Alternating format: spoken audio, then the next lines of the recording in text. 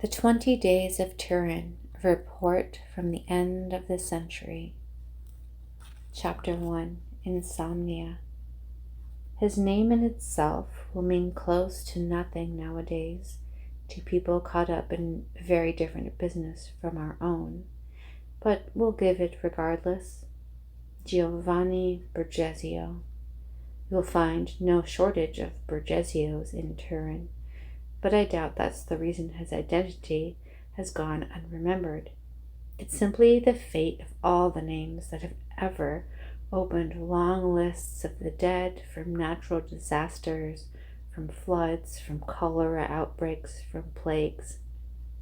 Quote, hence it was that this rumor died off again, and people began to forget it as a thing we were very little concerned in, and that we hoped was not true, till the latter end of November or the beginning of December 1664, when 2 men said to be Frenchmen died of the plague in Long Acre, or rather at the upper end of Drury Lane. End quote. So wrote Daniel Defoe in a journal of the plague year. Who those 2 Frenchmen were who died in 1664, we don't know. It doesn't interest us to know, and we won't quarrel with the English author for not being more specific. It's hard indeed to place epidemics by full right into the category of historic events, as one does with wars. Whoever dies first in a war often enough has his name etched in history, and the same for anyone who has the rotten luck to die last, in the instant when hostility ceases.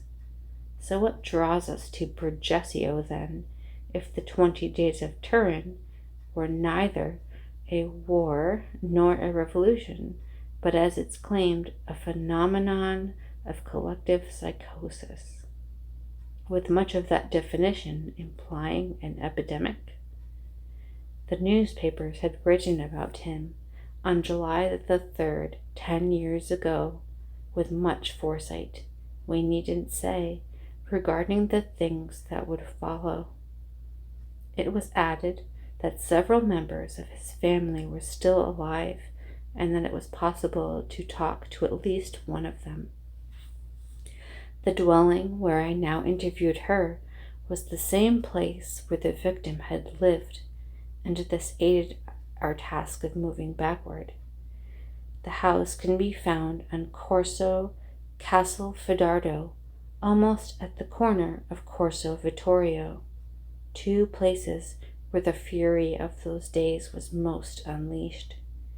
There to welcome me was Borgesio's sister, 50ish and unmarried, with ceremonious lilt to her voice. She'd scarcely heard the reason for my visit before dashing to fling open every room and every crevice of the house, all to make understood this scene is exactly like the time he saw it before heading out that night. Maybe our museums are as carefully tended as that apartment was. There was a smothering overload of objects, of knickknacks, 19th century paintings, stuffed birds. A hothouse of relics that would soon be covered in dust and cobwebs if tireless hands didn't do their best to clean them nonstop. And Borgesio's sister was the only one in the house to generate that superhuman effort. Just as she seemed ready to cast the most light on the past with a flash in her eyes, she made me sit. I was struck by the fixity of her smile, the tautness of her neck ligaments, whenever she answered questions. She must have held beauty in her youth, a somewhat stiff beauty, typical of certain English governesses, with a few features, none the less, that made her shape local beyond doubt. I surmised, after some broad questioning, that her life's philosophy led her to gaze with strong sympathy toward those esoteric groups who regard the 20 days of Turin as part of a providential design, a dire warning signal from on high addressed to humanity. She too, like the millenarists, was a vegetarian. In the earliest days of her youth, she'd already managed to pluck from the living voice of the old guru Krishnamurti words she could no longer forget. Quote, "The truth can be understood only by an impartial mind, capable of detachment and serene judgment pure." End quote. And she continued to quote, for my benefit, selected phrases from the venerable sage. She seemed to prefer one word above all the others: spirituality. She uttered it often, and each time it came out of her mouth, naturally to lament the shortcomings of modern man. It resounded across the room like a faithful musket shot. Never did such a gentle mist of saliva cleanse my face as during those declarations of faith in the Spirit.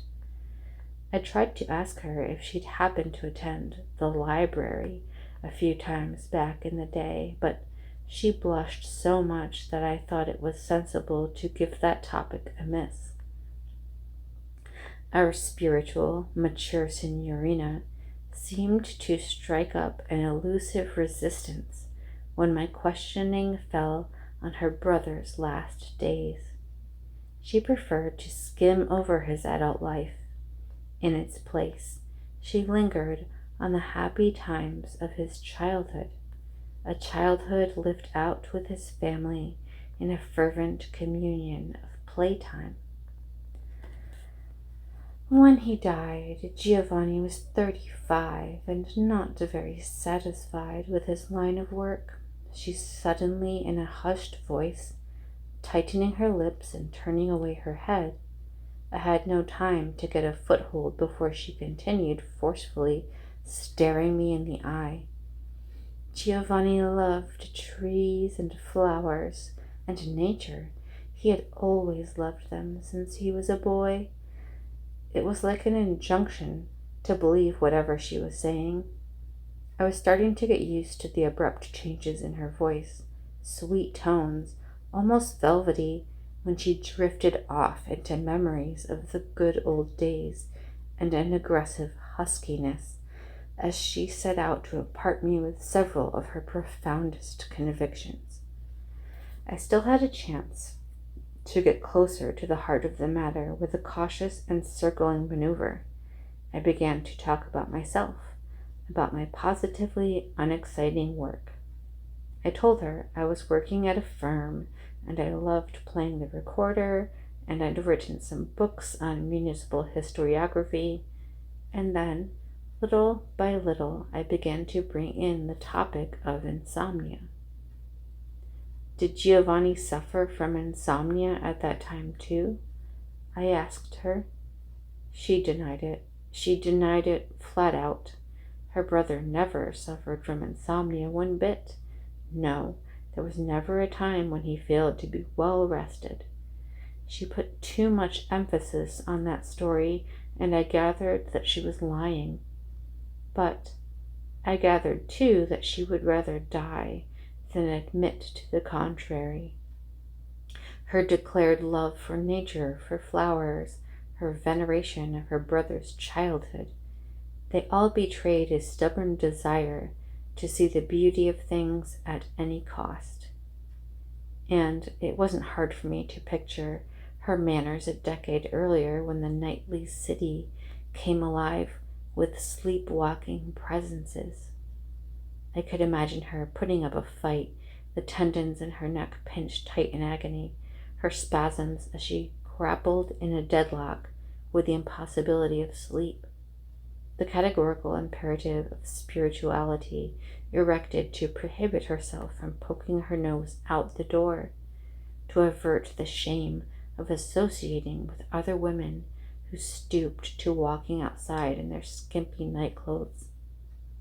A victory was attained at the cost of a hermetic seal against the outside world, and the past, which was now fossilized, triumphed. Maybe she even resembled her brother somehow. I tried asking her, and she admitted it. Yes, she took after him in her love for the fine arts, especially painting. She went to get me some of his late tempera works out of a drawer. Paperboard scenes of woods, of gardens, of farms, of a rustic landscape under a mild sky, spotted with frayed cloudlets. Nothing that would expose an outlook less than optimistic about the world. I learned that Giorgio had been employed at a bank.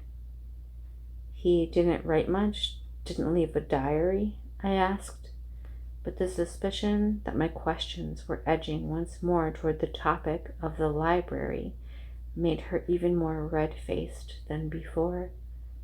I asked again if he'd said anything to her in the last days of his life, asked if they'd been on good terms. Now, a tiny speck of truth came to the surface. Toward the end of his behavior had become withdrawn, his sister confessed. It was all simple fatigue, of course, because he slept too little. No, one shouldn't confuse his sleeplessness with that insomnia, the one all the newspapers kept mentioning. Giovanni was different from other people. He lost sleep because he wanted to live in the country, to be a farmer, to paint. This was his real world here, she exclaimed, flapping his tempera sketches.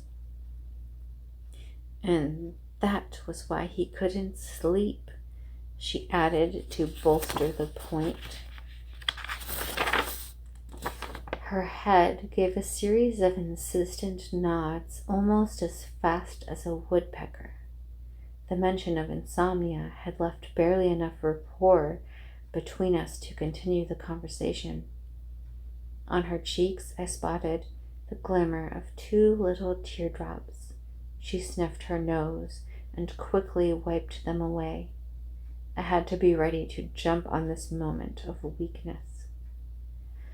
How he must have suffered, Signorina, in those final days, I urged, taking her hand. She turned away yet again. Her head started to lurch back and forth, and more tears sprang from her eyes. Giovanni hadn't slept for a week, and he couldn't take any more. He had a weaker character than mine, she said, her tone of voice suddenly normal. He said he felt very tired, but could never quite fall asleep. He spoke of a very deep lake. Instead of stones at the bottom of this lake, there were bas reliefs. Was the lake dried out? Yes, it was a dry lake.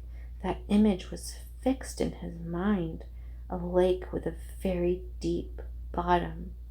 He said that even if the water came back, he wouldn't be able to fully immerse himself. There wasn't enough water.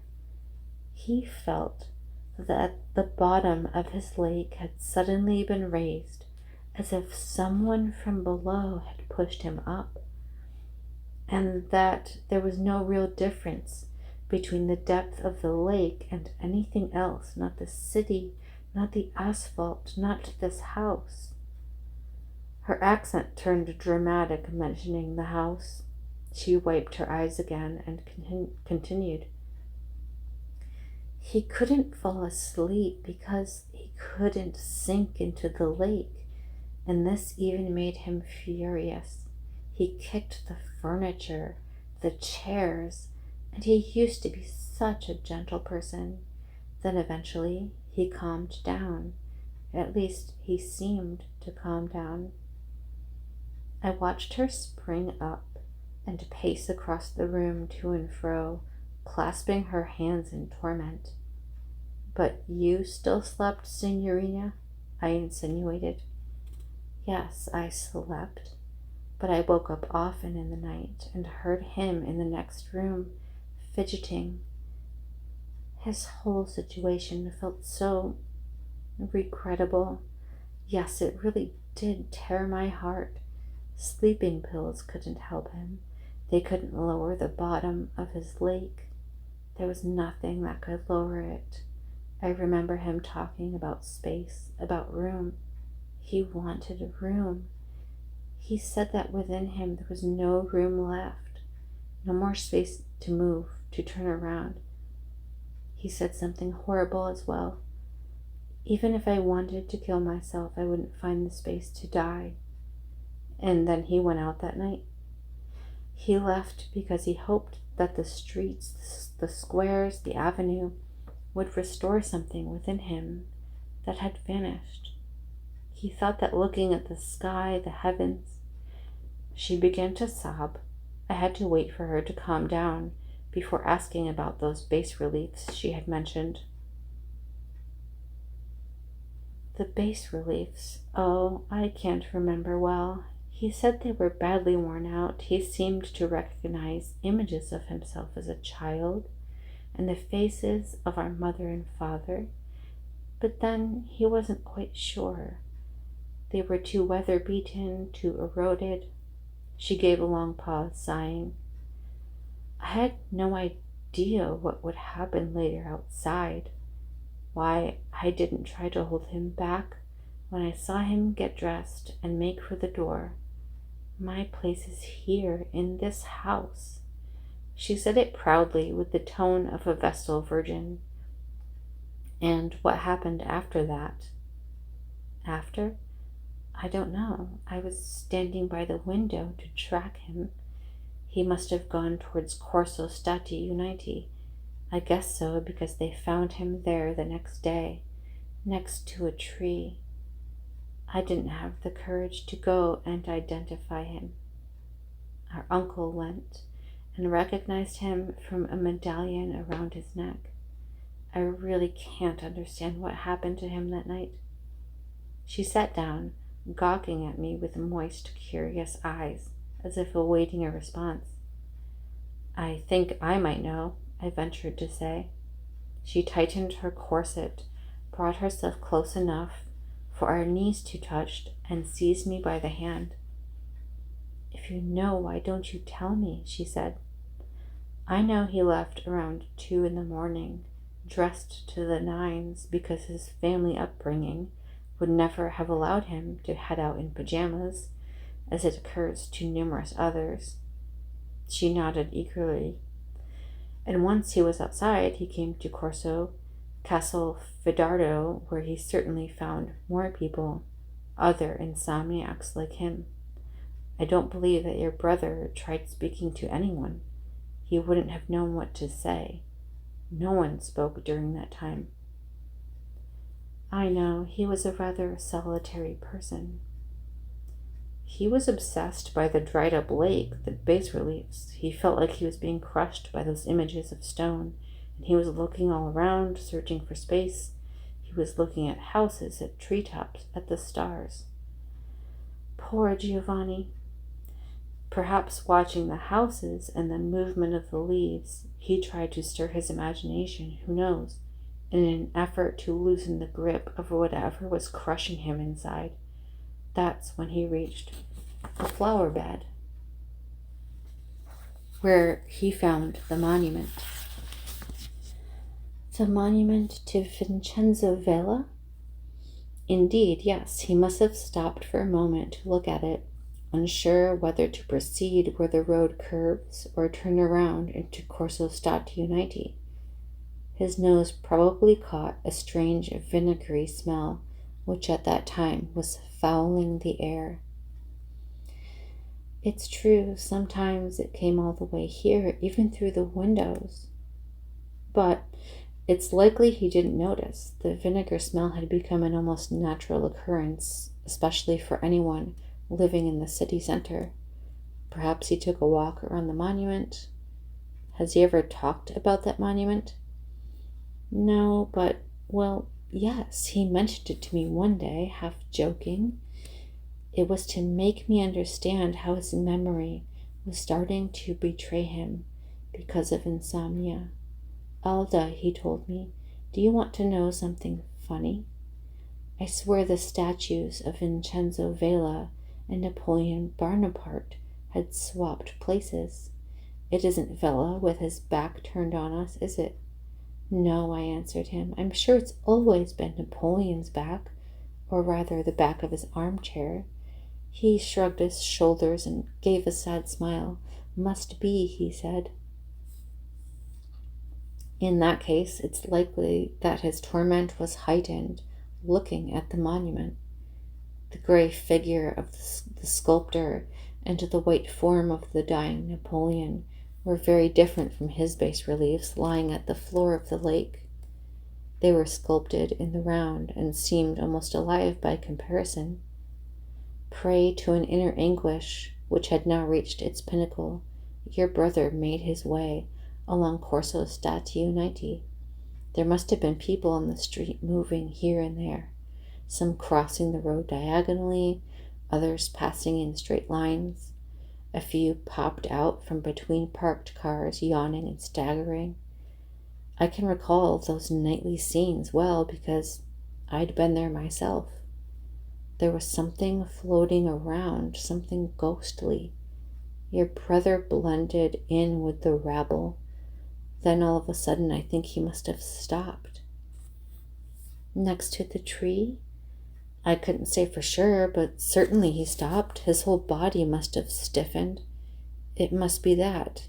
Hearing a noise behind him, the sound of footsteps, he still had the verve to turn around and see who was coming for him. But even if he saw it, I don't think he was astonished. None of those people were startled by what was going on. It was a natural occurrence, like insomnia, like the vinegar smell. And then the horrible thing arrived, which slaughtered him, as we both know, grabbing him by the backs of his heels and slamming him hard against the trunk of a conker tree. Whoever witnessed the murder made certain they didn't see anything. Was it fear? Indifference? And behind that silence, Signorina, who's hiding the mystery of the 20 days? It's for this that we find ourselves here, to discuss it, to try to understand. Understand? She shouted, shaking her head. How could we, poor mortals, fathom the Lord's inscrutable designs? We have sinned too much in pride, sinned with our hearts, with our senses, forgetting that spirituality. She took away her hands and smiled at me softly. I sensed that she pitied me, pitied that I was still searching for truth with the limited means of the mind, when the way to reach it was so very different.